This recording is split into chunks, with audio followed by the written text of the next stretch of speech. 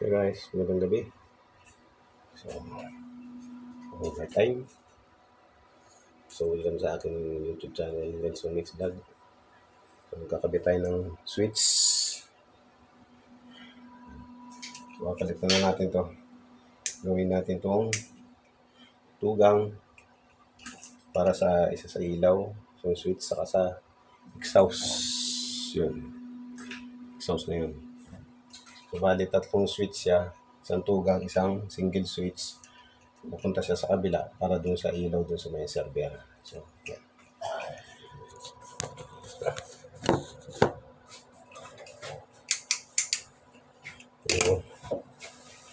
Ayun o. Timplahin mo dyan. Alin? So, parang gagawa tayo ng switch. Yan. Ito yung, meron kasi tayong dalawang linya. Line 1 saka line 2. Yung line 1, so, diretso na natin sa ilaw. Supply doon sa isang linya ng ilaw. Din yung line 2, so yun ang gagawin natin, dadaan mo na dito sa switch. Para pag on natin ang switch, tutuloy-tuloy yung linya, yung supply, ito sa, kung tawagin natin na i-return. So, ito yung line 2, ito yung return. Yan.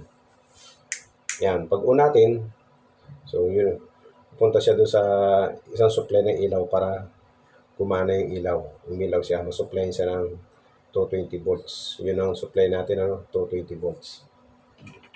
Meron tayo dito sa Manila kasi meron tayong 110 ang supply natin dito. So, yung isang linya, diretso sa ilaw. Pag sa ilaw yung ginagawa natin, hindi yung isa, nagdaan mo na ng switch. And then, ilalagay tayo ng jumper para pagkagaling sa line 2, jumper tayo papunta sa kabilang switch kasi ito itugang. Para pag buhay naman natin ng isang switch, masupply naman niya yung exhaust kasi exhaust yung susuplayan. And so, unang natin gawin muna natin yung jumper. Kung tawagin natin yung jumper. Pag tugang kasi tugang trigang, tinatawag tayo, ginajumperan natin yan. Para magkaroon ng supply yung kabilang switch. And then pag unang kabilang switch, yun yung pupunta dun sa isang susuplayan niya. Kung ilaw pa rin siya o exhaust. Yan. Ito yung harap ng switch. So, lagyan natin ito ng jumper.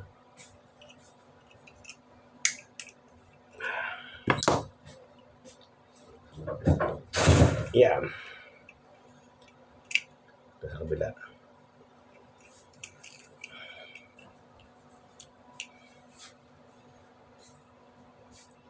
Yan. Tiklopin lang natin para hindi masyadong Yan. Then, tanggalin na natin to. Tanggalin na natin. So, kailangan natin mag-parts mo. Pag sinusungkit lang ito rito eh. Mawawalan siya ng ilaw. So, wala mo na itong ilaw, Tinanggal natin yung line 2. Lagyan na natin dito. Okay. Yan. Tanggalin ko yung return. Ito yung pumunta sa ilaw.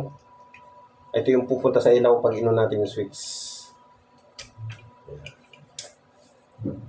So, lalagay ko rito. Para mas maintindihan natin.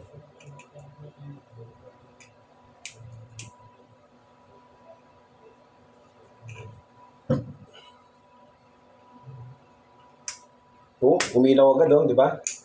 Ito mo yan. Nasagi ko, napindot. Yan. Umilaw na siya. So, ito na yung common natin, line 2. Tawagin natin ay common. So, ito yung return. Pag inuun natin switch, line niya ilaw. So, itong kabila, wala pa yung sa exhaust. Itong red. Gamitin natin dalawa to. Yung isa pupunta sa kabila.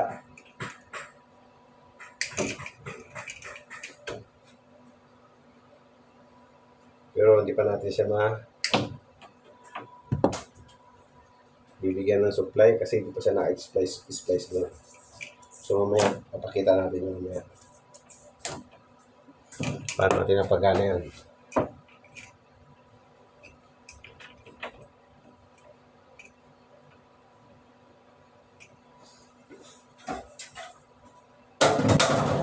Tandaan lang natin, backingan.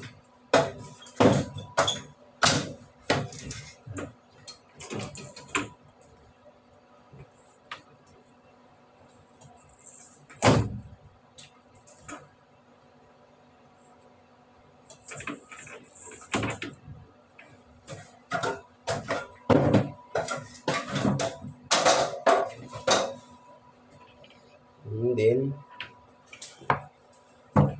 yung sa exhaust, yung ito ng exhaust.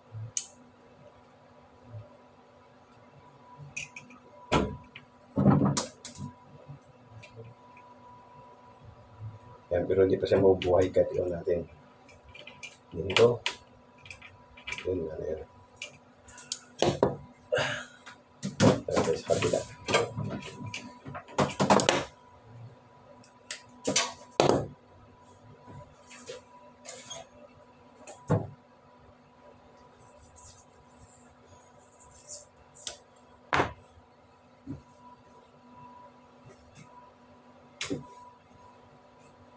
So, ito yung sinasabi kong switch doon sa kabila na single. Ayan. Pupuntahin ko dito, no? Pupuntahin ko dito sa kabila. Lulusot ko lang.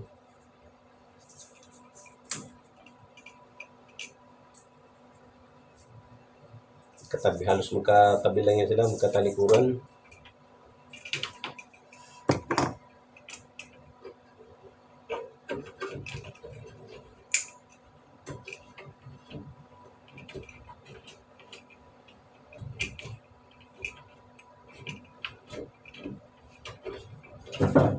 Tapos, itong blue, tatap ko rito sa common. Para yung kabilang switch, may na supplyan din siya.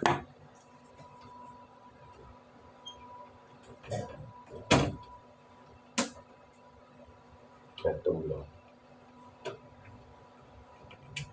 Yan.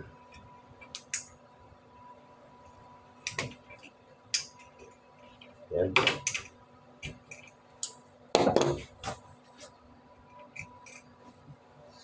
So, ayusin ko muna sa taas. So, ayan guys. Kabit na natin, ano. Yan. Bigla natin testingin. Sa ilaw. Ilaw. Exhaust.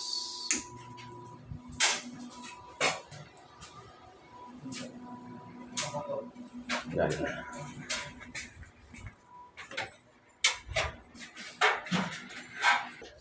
Ito yung single switch din sa labas.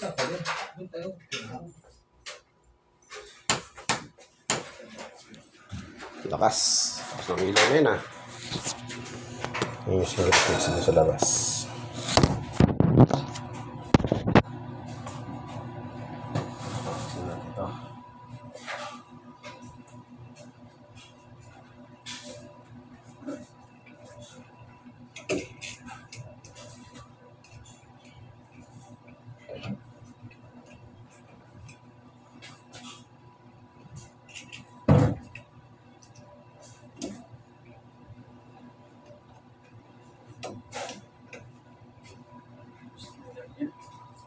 Oh, sige, gawin naman.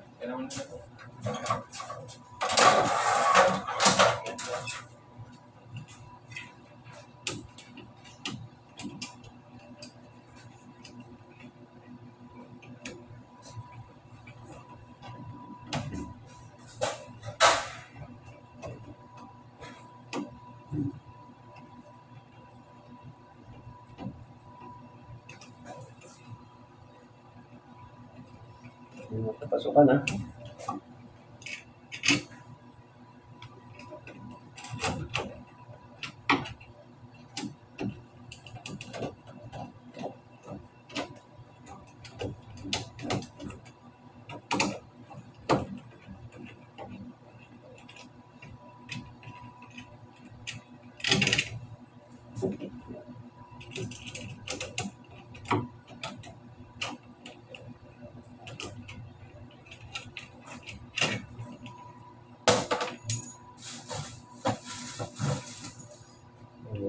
Pasok ka na.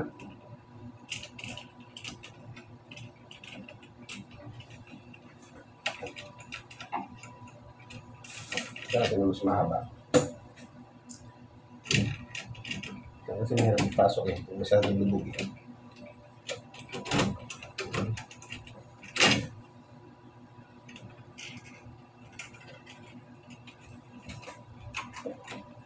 Ito talaga.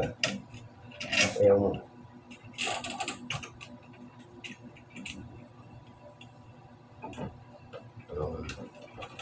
Pasok rin. Dati pa eh.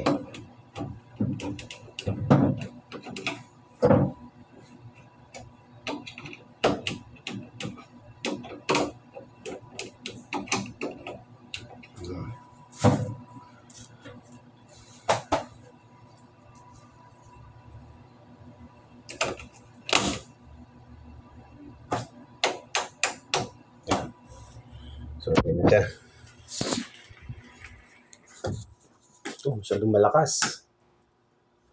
Yan yung single switch. So yun guys, susunod na mga video natin, papakita natin din yung diagram para mas maunawaan natin yung mga connection ng mga switch. Yan. Thank you guys. Panonood ng aking mga video. Pa-like and share naman po. Salamat.